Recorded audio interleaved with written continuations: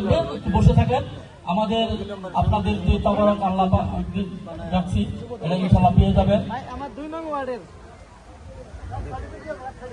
সুন্দর এবং সুশৃঙ্খল ভাবে কোনো যেন ঝামেলা না হয়, ওইভাবে দিয়ে দিবা তোমরা। ভাইয়া ওইটাও দিয়ে দেন। কতক্ষণ বলছি? 15 মিনিট শেষ করে দাও।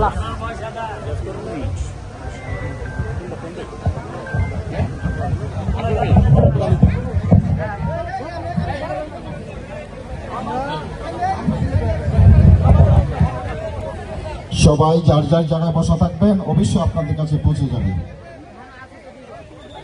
প্রত্যেকজন একটা লাইনে চলে যাও, প্রত্যেকজন একটা লাইনে চলে যাও।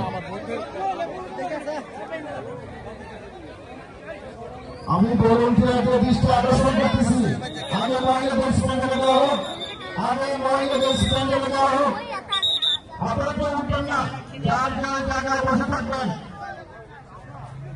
আমি ভলান্টিয়ারদের দৃষ্টি আকর্ষণ করতেছি, আগে মহিলাদের স্ট্যান্ডে দেওয়া হোক। স্বাধীনতাই তারা বিরোধিতা করে, কাজে খুবই সাবধান হতে হবে। আরো কিছু কারণে সাবধান হতে হবে, কারণ এখন তো যুগ হলো ডিজিটাল যুগ, আধুনিক মোবাইলের যুগ। এখন তো মানুষকে বোকা বানানো অনেক কঠিন। তো ওরা কিন্তু আমাদেরকে ভাবে অনেক চালাক, কিন্তু চালাকে ধরা পড়ে যায়। এই আমি 3-4 দিন আগে দেখলাম, এই জামাতের ইসলামের এই আল বদর আল শামস জামাতের এক নেতা বলতেছে যে আমরা যদি ক্ষমতায় আসি তাহলে আমরা নারীদের, মহিলাদের চাকরি 5 ঘন্টা করে দিব, কর্মঘণ্টা 8 ঘন্টা থেকে 5 ঘন্টা। আহা, কত ভালো, কত মহান দল, আমাদের মহিলাদের জন্য কত বড় তারা কাজ করতেছে।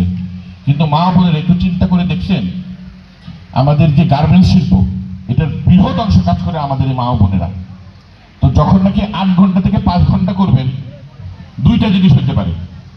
একটা হলো এই 5 ঘন্টা করাতে আপনাকে 5 ঘন্টারই বেতন দিবে, 8 ঘন্টার কি বেতন দিবে? কোনো মালিক দিবে না।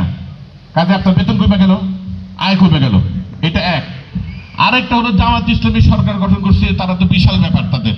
তো তারা বলো না, 5 ঘন্টা কাজ করবে কিন্তু 8 ঘন্টার বেতন দিতে হবে। তখন কি হবে? তখন কোনো মালিক কি কোনো মহিলা নারীকে চাকরিতে নিবে? সে জানে সে এই বেতন দিয়ে সে একটা পুরুষে 8 ঘন্টা খাটাইতে পারবে, তার উৎপাদন বাড়বে, তার উৎপাদন খরচ কমবে। সে কেন তখন একটা নারীকে তখন চাকরিটা দিবে? তার মানে এটা হলো ডিজিটাল শয়তানি বুদ্ধি। তারা কৌশলে নারীদেরকে জীবনে যেন কোনো চাকরি না পায় সেই ব্যবস্থা তারা।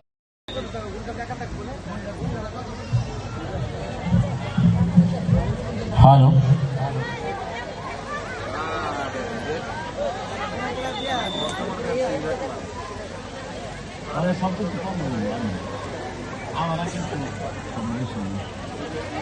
আউট।